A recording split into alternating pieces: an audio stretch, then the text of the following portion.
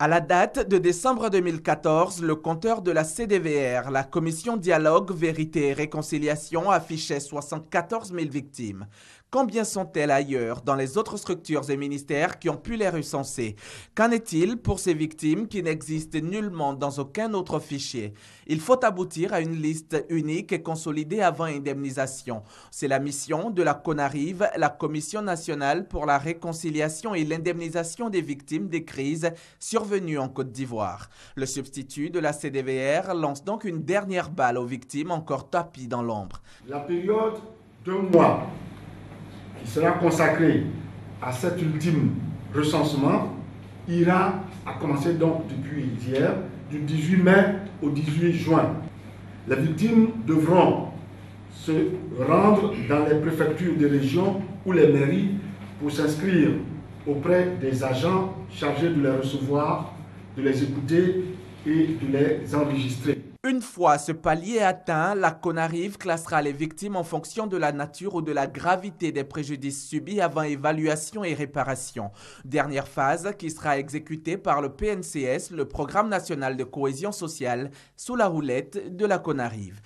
Il faudrait concevoir un système de telle sorte que celui qui est payé, voilà, ses empreintes soient prises, en tout cas des dispositions, comme on dit, biométriques, soient prises pour ne pas que la personne aille se faire payer.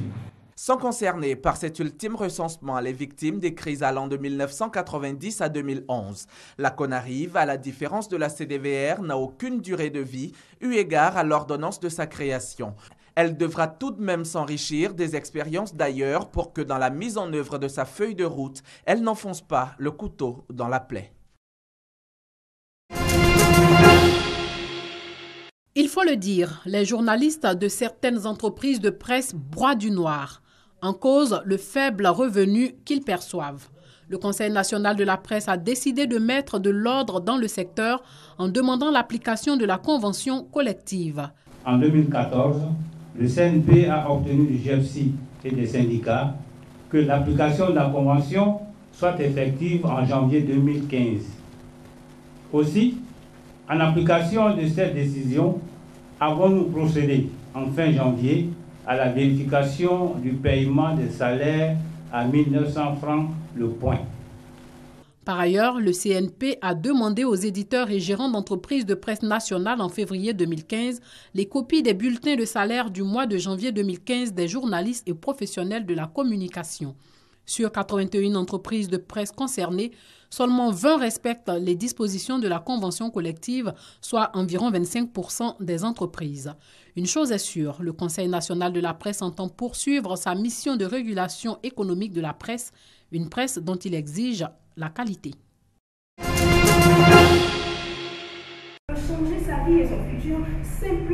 Parler en public, exercice difficile mais pas impossible à condition d'apprendre. Savoir s'exprimer en public, apprendre à tenir un discours persuasif. Des enseignements au cours de cette session de formation des Club Toastmasters International Côte d'Ivoire. Une rencontre d'échange et de partage d'expériences sur la prise de parole en public. On m'a appris à m'exprimer comme il se doit, sans hésitation. J'ai appris à élever le niveau de mon langage. J'ai appris à écouter. Parce que justement, en écoutant, nous apprenons beaucoup plus. Pour devenir un bon leader, il faut être aussi un bon communicateur. Et les Club Toastmasters en font leur combat. Tout le monde a un leader en lui. Il faut seulement l'emmener à l'extérioriser. Il faut l'emmener à avoir plus confiance en lui. Il faut l'emmener à parler. Lorsque vous n'écoutez pas, vous ne pouvez pas répondre aux questions. Vous ne pouvez pas répondre aux attentes de vos collaborateurs, même des membres de votre famille. Donc la qualité que nous développons à Toastmasters, c'est l'écoute. Ce qui nous permet d'améliorer notre aptitude à diriger. Toastmasters International est une organisation à but non lucratif qui a pour objectif d'aider ses membres à améliorer leurs compétences afin d'être des leaders. La structure existe en Côte d'Ivoire depuis 2002. L'école gratuite est obligatoire pour tous à partir de la rentrée prochaine. La décision est du président de la République, Alassane Ouattara. Une décision qui, selon le ministère de l'Éducation nationale et de l'enseignement technique, doit être soutenue par l'ensemble des acteurs du système éducatif et des populations. C'est dans cette perspective que les jeunes de la diaspora de Boisflé résidant à Paris, en France, soutenus par le maire de la commune de Boisflé, les Yébi-Luciens, ont offert à la direction régionale de l'éducation nationale de Boisflé du matériel scolaire composé de tables-bancs et des bureaux pour les instituteurs. Ce don, selon les jeunes de la diaspora de Boisflé résidant à Paris, vise à accompagner la vision du chef de l'État, celle de permettre à tous les enfants de connaître le chemin de l'école. Réceptionné par les responsables de la direction régionale de l'éducation nationale de Boisflé, en présence des chefs traditionnels, des élus et cadres de la région, ce matériel didactique et pédagogique a été réparti à l'ensemble des écoles primaires du département. Satisfait, le maire de Boisflé, les Yébi-Lucien, n'a pas manqué d'exprimer la reconnaissance de la population du département à l'endroit des jeunes de la diaspora de Boisflé résidant à Paris. Occasion pour lui d'exhorter tous les fils du département à imiter le geste des jeunes de la diaspora de Boisflé résidant à Paris.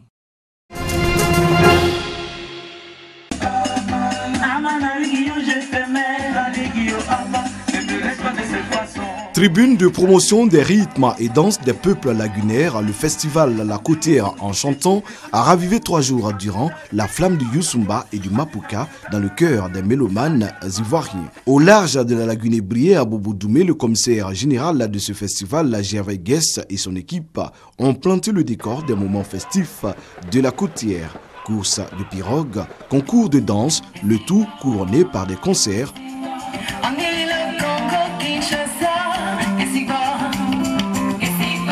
Je suis fille de La Côtière aussi et c'est pour moi un honneur de participer à la première édition et je crois que ça débute bien et c'est vraiment super et cool. Aujourd'hui, nous avons constaté que cette musique-là se meurt par manque de promotion et par manque de visibilité. Nous avons initié ce festival pour créer une plateforme où les artistes viendront s'exprimer et en même temps profiter de ça pour présenter toute la culture de La Côtière. La Côtière en chantant, je pense que ça a été très imaginatif et également il faut saluer l'adhésion totale de la chefferie. À l'affiche, des noms bien connus, notamment le porte-flambeau du Mapuka, Nigisaf Cadence. Il y avait aussi Yule Inter, Eddie, Aïmissa et bien d'autres artistes pour égayer le public.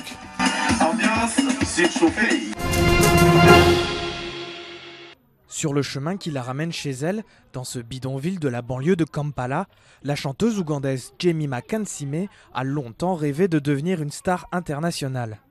Il y a quelques mois, son vœu est devenu réalité, mais pas pour les raisons qu'elle espérait.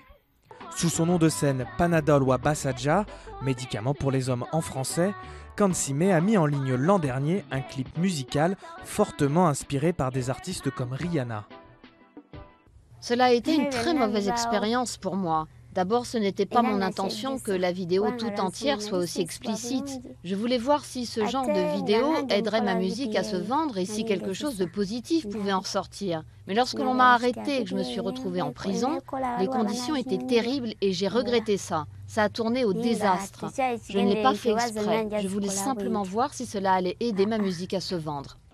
Le clip de Kansime a déplu aux conservateurs ougandais, qui y voit une violation de la loi anti-pornographique entrée en vigueur en février 2014. Elle interdit notamment aux femmes de montrer leurs jambes ou d'afficher un décolleté trop plongeant et vient s'ajouter à un arsenal législatif de plus en plus répressif qui vise aussi les homosexuels.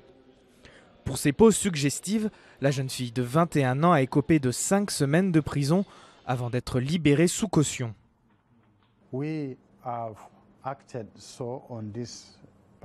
Nous avons agi contre cette personne tout d'abord en raison de son âge. Elle faisait cela consciemment, elle n'était pas pervertie ou dépendante ou influencée par d'autres facteurs. Donc elle faisait cela en toute conscience. Elle s'est servie de son corps pour divertir le monde entier et nous avons trouvé cela inacceptable.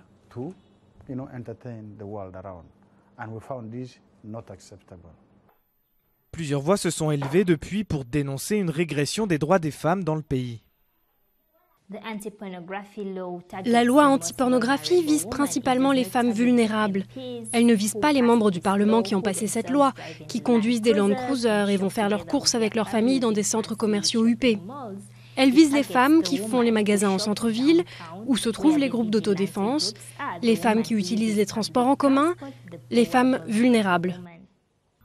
En attendant son procès, prévu pour la fin du mois, Kansiime continue de faire de la musique, chantant désormais les problèmes d'une jeunesse au chômage. Elle risque jusqu'à 10 ans de prison.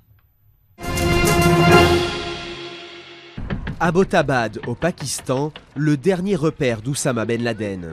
C'est ici que l'ex-leader d'Al-Qaïda a été abattu par des unités d'élite américaines. Mais si l'endroit a été détruit moins d'1 an après, aujourd'hui, certains de ses secrets font surface. La CIA rend public cette semaine des centaines de documents qui auraient été trouvés dans la résidence de Ben Laden. L'AFP a pu les consulter en exclusivité avant leur déclassification. Selon le correspondant au Pentagone d'Andalus, il révèle de nombreux détails sur la stratégie d'Al-Qaïda. Clairement, on voit sa volonté de mener une attaque d'envergure sur les États-Unis et l'Occident et ses demandes répétées à ne pas se laisser distraire par des conflits ailleurs au Moyen-Orient. Il évoque sans cesse la nécessité de planifier un attentat massif, encore plus important que celui du 11 septembre. Quelques mois avant sa mort, Ben Laden apparaît soucieux de tirer profit des soulèvements du printemps arabe et regrette son éloignement. On voit qu'il se dit « nous devons rester dans le coup, rester pertinent, on doit saisir et exploiter ces occasions », alors que lui est assis dans son repère au Pakistan, très loin de ces événements. Parmi les documents retrouvés et ici traduits, ce formulaire d'inscription pour nouvelles recrues. Il comporte des dizaines de questions parfois très précises, allant des connaissances sur le Coran et la charia, à d'éventuels contacts avec des experts en chimie ou télécommunications. Les candidats doivent même répondre à la question « Voulez-vous faire partie d'une mission suicide ?» puis indiquer la personne à contacter si vous devenez un martyr. Une attention aux détails qui illustre l'obsession de Ben Laden pour la sécurité de ses opérations. C'est presque comique. Il parle de créer un centre de développement et il utilise un langage presque similaire à celui des ressources humaines dans une entreprise, afin de trouver de nouveaux leaders qui peuvent faire avancer l'organisation.